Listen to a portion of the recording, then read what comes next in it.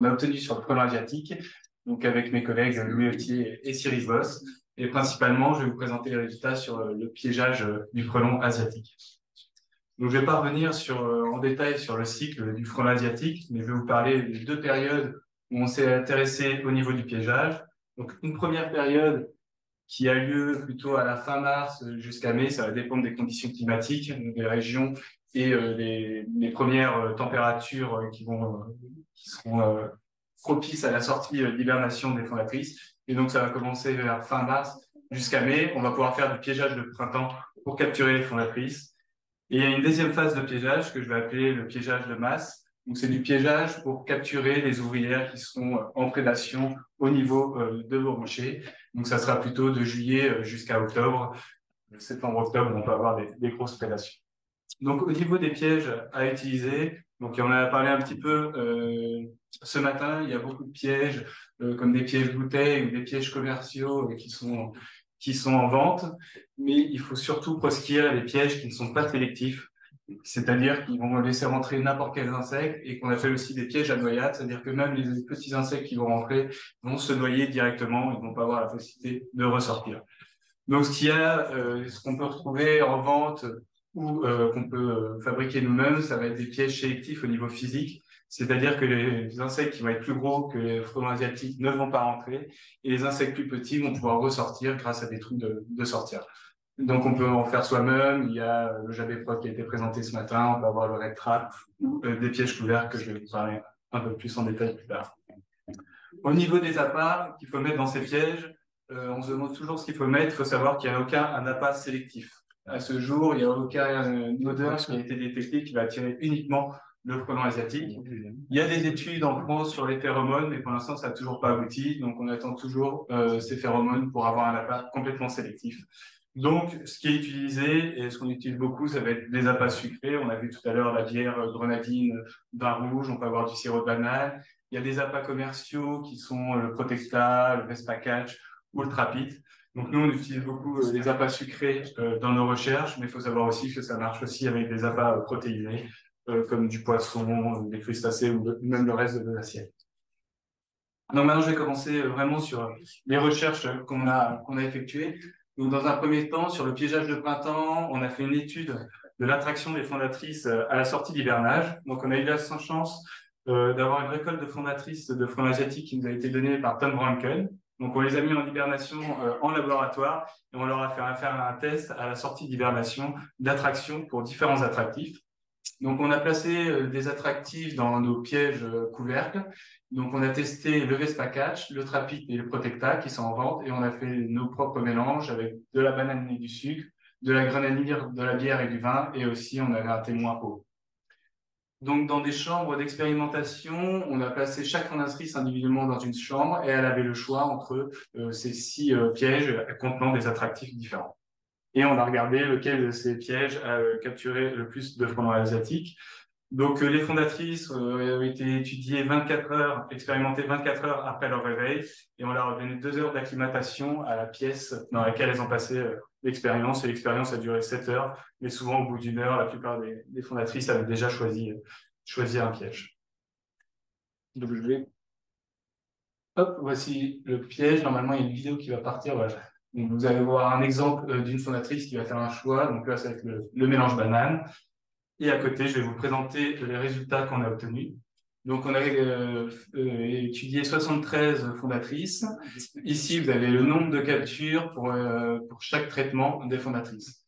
Donc, le traitement, c'est-à-dire l'appât qui a été le plus attractif, c'est le Vespa Catch qui a fait 17 captures, qui est suivi après par notre mélange banane.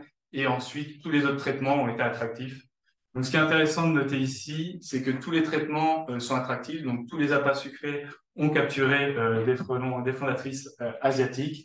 Même l'appât eau a été attractif. Donc, elles ont besoin d'eau à la sortie de l'hibernation, par exemple, pour faire leur nid. Et on voit que le Vespa Catch est celui qui a capturé le plus de fondatrices, mais il n'y a pas de différence significative pour ce résultat. Donc, pour ce test, on peut conclure que toutes les solutions sucrées sont attractives, donc sont bien à utiliser pour capturer les fondatrices. Et on a un candidat potentiel qui est un peu meilleur que les autres, qui serait le Vespa Catch pour capturer au piégeage de printemps. Ensuite, on s'est mis en tête au CRAW de développer un piège spécifique pour le piégeage de printemps. Et on s'est intéressé au piège couvercle. Donc, c'est un modèle de couvercle qui se fait facilement sur les pots de confiture ou le pot de cornichon, de T082, pour piéger le frelon asiatique. Donc, on était sur un site, on a récupéré, ils ont un plan pour l'impression 3D de ces modèles. Et à partir de ce modèle, on l'a remodélisé, on l'a redesigné pour qui répondre à toutes nos chartes de caractéristiques qu'on souhaitait. Donc, le principal de nos pièges, c'est qu'on voulait un piège de petite taille qui serait facilement manipulable et qu'on puisse le mettre au congélateur. Donc, le but, c'est si on a des insectes nancibles qui rentrent, par exemple un frelon européen, on le met au congélateur 10 minutes, on le remet dehors, il va refaire sa vie. Et si c'est des frelons asiatiques, on les laisse au congélateur plus longtemps pour les tuer. On voulait qu'il soit économique, donc c'est juste un couvercle qui est imprimé en impression 3D. Et encore, pour diminuer encore les coûts, on va passer en injection plastique pour avoir encore un coût plus faible de ces couvercles. On voulait que la diffusion de l'odeur soit perceptible à l'entrée du piège. En effet, il y a quelques pièges. Je prends juste l'exemple du Belgian Trap, la première version, où la diffusion de l'odeur se faisait sur les côtés latéraux et sur les autres côtés, on avait l'ouverture pour laisser entrer les frelons. Donc le problème, c'est que le frelon ne trouvait pas l'entrée, il allait sur les côtés et il n'arrivait pas à l'entrée. Donc nous, on a bien vu sur le terrain, l'odeur a été diffusée au niveau du trou d'entrée, donc on arrive à capturer des fondatrices asiatiques. Et enfin, on a fait quelques tests, des recherches pour que ça soit physiquement sélectif. Donc, on a fait une étude pour la taille du trou d'entrée, pour éviter, par exemple, que les fondatrices de frelons européennes puissent rentrer dans notre piège. Et on a voulu aussi qu'il soit inoffensif pour les insectes non cibles piégés. Donc, on a fait une étude sur les trous de sortie pour qu'ils soient bien d'assez grande taille pour laisser sortir les insectes non ciblés. Donc, je vais vous parler de la première étude. Il doit y avoir une vidéo aussi. Donc là, vous voyez sur la vidéo un test d'un trou d'entrée où on a une fondatrice de frelons européens qui essaie de rentrer dans un trou d'entrée de 8,4 mm. Je ne vais pas vous spoiler la fin tout de suite. Donc, on a fait ce test de trou d'entrée sur les fondatrices asiatiques et les fondatrices européennes. Et voici les résultats.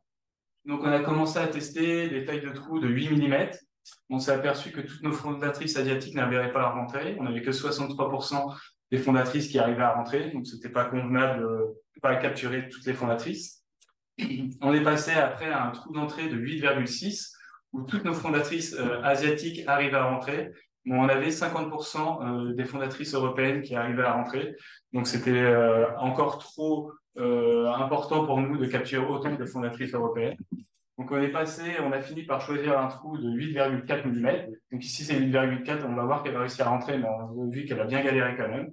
Donc, il y a 100% des fondatrices asiatiques qui arrivent à rentrer et on a quelques fondatrices européennes qui arrivent à rentrer, comme celle-ci, par exemple. On accepte de capturer quelques fondatrices européennes car c'est un piège qui est assez manipulable. Donc, si les gens font attention et font des relevés relativement fréquents, ils pourront le mettre au congélateur et relâcher cette fondatrice européenne. Donc voilà, on est parti sur un trou d'entrée de 8,4 mm. Donc on voit des fois des fondatrices européennes qui se coincent carrément. C'est ça, c'est la deuxième fondatrice qui a réussi. Elle a réussi à passer ici. Donc ensuite, on a testé les trous de sortie pour différents insectes de plus petite taille. Donc ici, c'est la vidéo, c'est des osmies. On a testé aussi sur les abeilles domestiques. Donc vous voyez qu'elles n'ont aucun problème à sortir par les trous de sortie ici. Donc voilà, pour Apis mellifera et les osmies, il n'y a pas de souci. Par contre, on a fait un test un peu plus précis pour les espèces un peu plus grosses. Donc, on a fait des tests pour le frelon asiatique, les bourdons et les guêpes sur des tunnels avec différentes largeurs de trous, pardon, excusez-moi. Donc, les insectes étaient disposés à une extrémité du tunnel. Ils devaient parcourir des trous de plus en plus petits pour arriver jusqu'à une récompense qui était du sucre et la lumière, parce qu'on sait qu'ils sont attirés par la lumière. Je ne sais pas si vous voyez bien ici, les trous qu'on a choisis, au début, on a testé des trous ronds et des trous en forme de fente. On s'est aperçu que les insectes arrivaient beaucoup plus facilement à passer par des fentes. Donc, on a, pour notre piège, choisi des fentes. Donc, les fentes étaient de plus en plus petites. Et voici les résultats. Donc, on a fait des tailles de trous aller de 7,5 mm à 4,5 mm. Et on a testé pour des frelons asiatiques, des bourdons et des guêpes. Comme on était un peu plus tard dans la saison, c'est des résultats sur des ouvrières. Donc, ce qu'on peut voir, c'est que tous les bourdons ont réussi et les guêpes ont réussi à traverser l'entièreté du tunnel. Donc, ils ont réussi sans problème à passer jusqu'à 4,5 mm, des trous de 4,5 mm. Et en ce qui concerne les frelons asiatiques, ils ont tous réussi à passer 6,5 mm. À partir de 6 mm, on a qui ont commencé à rester bloqués. Et enfin, à 4,5 mm, il n'y a aucun frelon asiatique qui a réussi à passer. Donc, comme je vous l'ai dit ici, on a fait des tests sur les ouvrières. Donc, on s'attend à ce que, bien sûr, les fondatrices sont un peu plus grosses. Donc, on a choisi de partir sur des trous de sortie de 5 mm, sachant que les ouvrières, les fondatrices de frelons asiatiques n'arriveront pas à traverser cette taille de trou et ne pourront pas sortir du piège. Donc, voilà, le piégeage des trous de sortie sont de 5 mm. Ensuite, on a fait un test d'attraction en fonction de la couleur de nos couvercles.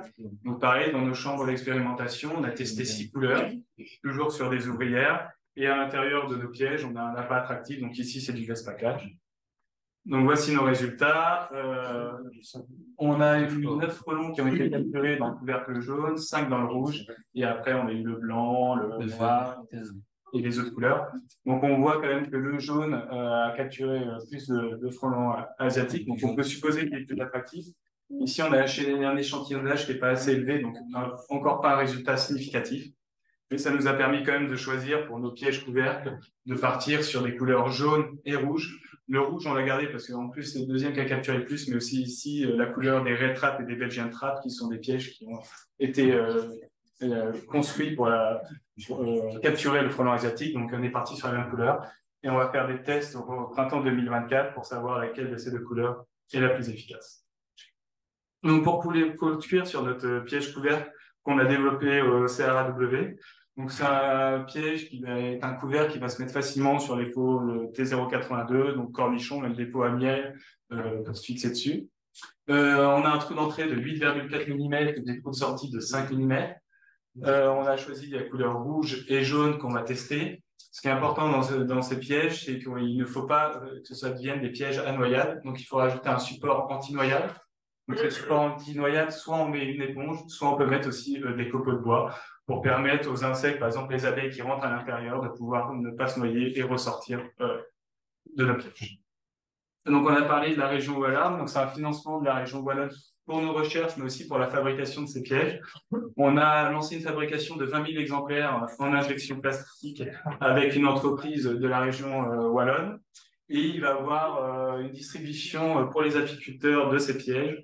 Pour l'instant, je ne peux pas vous en parler plus. Il y a une modalité encore à définir pour la distribution de ces pièges. Maintenant, je vais vous parler des résultats sur nos piégeages de masse, donc piégeage d'ouvrières qu'on a effectué cette année. Donc ici, il faut faire attention, c'est des résultats préliminaires. On n'a pas encore récupéré toutes les données, donc ces résultats risquent de changer, mais on a quand même déjà des beaux résultats qu'on peut discuter. Donc, on a fait une expérience sur 8 sites à Péronne. On a les résultats seulement pour 3 sites.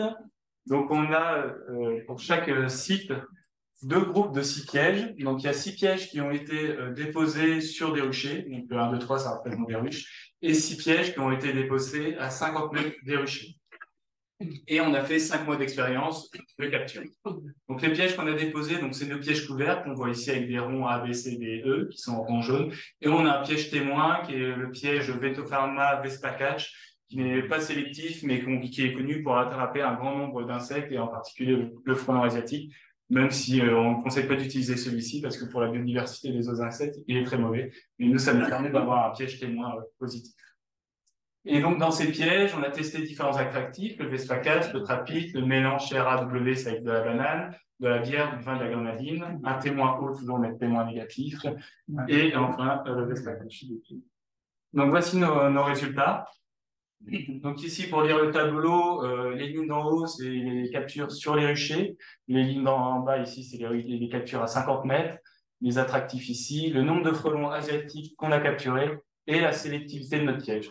Donc la sélectivité pour le frelon asiatique, ça veut dire que si on a une sélectivité de 100%, ça veut dire qu'on a capturé uniquement des frelons asiatiques et pas d'autres insectes. Et si on a une sélectivité de 0%, ça veut dire qu'on a capturé aucun frelon asiatique, mais des autres insectes, par exemple. Donc plus on se rapproche de 100%, plus notre piège est sélectif pour le frelon asiatique. Donc les premiers résultats qu'il faut prendre en compte ici, on va comparer déjà sur le rucher et à 50 mètres. Ce qu'on peut voir, c'est que pour chaque piège, le rucher, on a capturé beaucoup plus de frelons asiatiques qu'à 50 mètres. Donc pendant la période de chasse, de prédation, on déconseille de faire des captures à 50 mètres parce qu'on capture beaucoup moins. Et si on peut le voir, la sélectivité est très faible. On n'atteint pas plus de 50%, on est autour des 20%. C'est-à-dire qu'on va capturer beaucoup d'insectes non cibles et très peu de frelons asiatiques. Donc on déconseille dans la période du piégeage de masse, quand il y a de la prédation, de faire du piégeage à distance des ruchers. Par contre, sur le rucher, on a des résultats qui sont intéressants. Le piège qui a capturé le plus, c'est le piège Trapite avec 501 frelons capturés. Il a même capturé plus que notre piège témoin positif Besopharma. Et ce qui est intéressant de voir, c'est qu'il a un pourcentage de sélectivité qui est assez fort, qu'on considère assez bon, c'est-à-dire de 85%. C'est-à-dire qu'on avait quand même beaucoup de frelons asiatiques, à savoir qu'il y a eu quand même quelques guêpes qui ont été capturées sur ces pièges-là, et des mouches aussi. Donc, à partir de là, même si c'est que des résultats préliminaires, le trapite semble être un bon candidat pour piéger le frelon asiatique sur les ruchers pendant la période de piégeage de masse lors de la prédation. Et bien sûr, on conseille uniquement de piéger sur les ruchers et pas à distance quand il y a de la prédation, parce qu'à distance, on va faire plus de dégâts sur les insectes nocifs. Et je vais vous parler d'une dernière expérience qu'on a fait en collaboration avec l'Université de Tours et le laboratoire IRBI. Donc, c'est sur 7 ruchers répartis, enfin 7 ruchers en France et 7 ruchers en Belgique. C'est toujours des résultats préliminaires parce que je vais vous présenter que les résultats belges. Donc, on a testé la position du piège au niveau des ruchers. Donc, ici, on a utilisé pour cette expérience des red traps, ça aurait pu être des jabéprodes ou autres. Et on a testé 5 positions. Donc, il y a un piège qui était positionné face aux ruches, un piège qui était positionné entre deux ruches, un piège au-dessus des ruches, un piège en dessous des ruches et un piège qui n'est pas sur la photo, mais qui est ici à 5 mètres à côté des ruches. Et cette expérience, on a déposé les pièges pendant 8 semaines et on a regardé le nombre d'insectes capturés. Donc voici les résultats qu'on a obtenus en Belgique. Donc ici, c'est le nombre total de frelons asiatiques capturés. Vous pouvez voir que ici, c'est la position des pièges et il y a 7 points, 7 ronds, ça représente chaque rucher.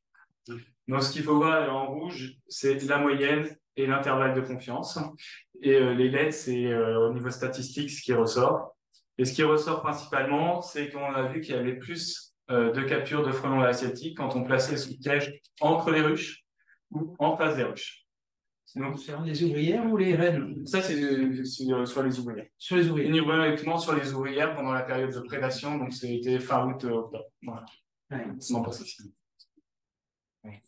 Et on a vu que dans ces pièges, on avait aussi une bonne sélectivité qui nous semble tout à fait correcte, de 83%. On avait aussi quelques frelons européens qui étaient capturés dans ces pièges et des guêpes aussi. Donc voilà ce qu'on vous conseille si vous faites du piégeage de masse sur vos ruchers pendant ces périodes-là, c'est de positionner plutôt ces pièges en face et entre les ruches.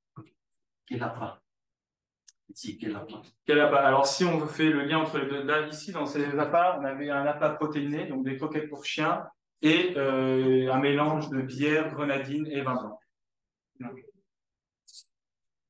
Pour cette expérience, mais on a vu que dans l'expérience d'avant, le trapite était aussi un bon candidat à être mis avec ça. Donc voilà, en résumé, pour conclure, ce qu'il faut retenir de nos résultats de piégeage. Donc je vais commencer par le piégeage de masse. Donc il est orienté vers les ouvrières qui sont en prédation. Il peut avoir lieu entre juillet et octobre. On conseille de faire ce piégeage sur les ruchers, pas à distance des ruchers, sinon on va capturer beaucoup d'insectes non cibles.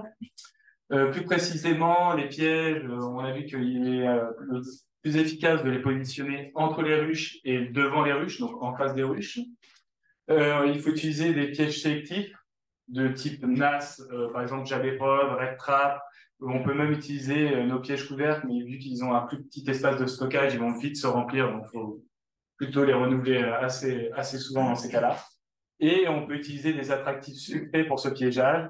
Et un bon candidat à tester, c'est le trapide qui a l'air assez efficace pour le piégeage de masse des ouvriers. En ce qui concerne le piégeage de printemps, donc il est orienté vers les fondatrices avant qu'elles aient fini de construire leur nid et qu'elles ne sortent plus de leur nid.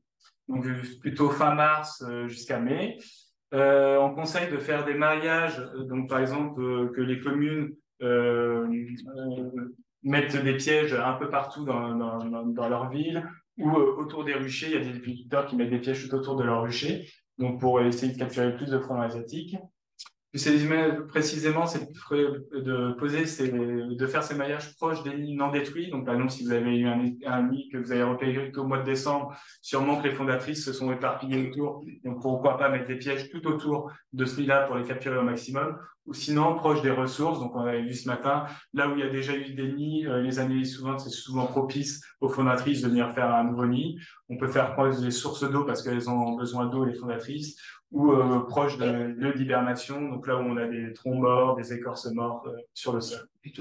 Ce qu'on peut utiliser, c'est un piège sélectif. Donc nous, on a développé ce piège couvercle au CR2B. On peut utiliser aussi le Jabéprod, par exemple, ou d'autres pièges Red Trap, mais il faut que ça soit sélectif, au moins physiquement. Et en appât, on a trouvé que tous les appâts sucrés étaient attractifs, mais on a un candidat qui était un peu meilleur que les autres, qui était le best package. Donc voilà, je vais finir là-dessus et je vous remercie de m'avoir écouté.